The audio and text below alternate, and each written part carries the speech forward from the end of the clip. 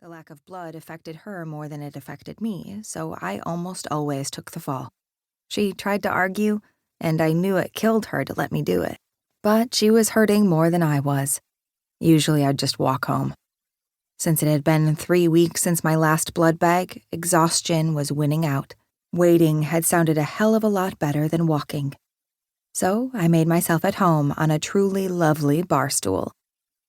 A thick, muscular body sat down smoothly beside me. I took stock of him from where I sat without glancing his way. The massive size of him meant he was definitely a supernatural. Given that we were in Wildwood, it was safe to assume he was a werewolf. "Hey," the bartender said, flashing the man a playful smile. Maybe she was his mate. "How's Ethan? Haven't seen him in a while." The man's voice was low and rumbly. For some ridiculous reason, it made goosebumps break out on my arms. What the hell was wrong with me? The bartender's smile widened. "He's great. Still trying to talk me into having a pup." Maybe they weren't mated. "Sounds like him," the guy said. The goosebumps spread over my shoulders.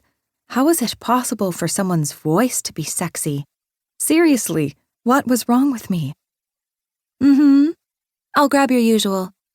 The bartender stepped away and the guy set his forearms on the countertop. My gaze slid over the tight white tee stretched across his back, and my nostrils flared as his scent hit me. Holy shit. My fangs descended in a heartbeat, my stomach growling ferociously. Releasing my water glass, I quickly tucked my hands under my thighs. Awkward? Yes. Necessary? Also yes. If I didn't restrain them, I'd likely give in to the urge to grab him and drink from him.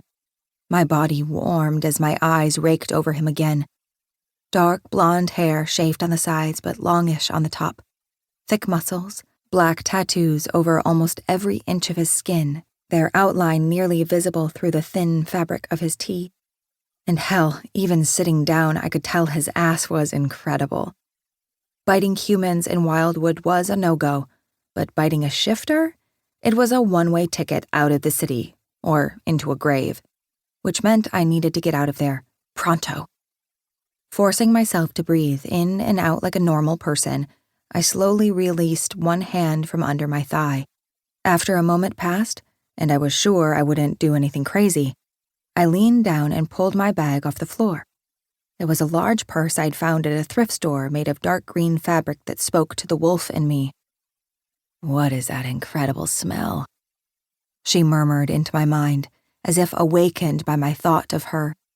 There was a bond between us, some sort of magical gap in our minds where one of us lived while the other was in control. The guy next to me.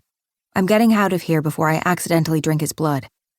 I replied quickly, easing my wallet out of my bag. "He's definitely a werewolf," she said, studying him through my eyes. "I know, over 6.5 feet tall. And he smells like love. Like lust, maybe, or food. The best food you've ever eaten." She wasn't wrong. I liked steak as much as any other werewolf, but I'd take a bite of the guy over a steak in a heartbeat. And that wasn't because I was starving. He just smelled that good. "Did you talk to him?" she asked. "Hell no, I don't have a death wish. If I talk to him, I'm going to bite him, and if I bite him, his pack will try to kill me." "Might be worth it." I snorted inwardly and set $1 on the counter. I hadn't had anything besides water, but still felt obligated to tip. Cultural standards were a bitch. My gaze moved back to the guy when his body went rigid beside mine. His head jerked toward me and a pair of intense dark green eyes collided with my own soft browns. His nostrils flared and his eyes dilated? "Oh, he wants us." My wolf purred into my mind. I couldn't respond. My fangs were throbbing too hard in my mouth, distracting me from whatever I might have otherwise been thinking. Those bitches wanted to sink deep in his skin, find his blood, and... Damn it. I needed to get myself under control. "What are you drinking?" the guy asked without looking away.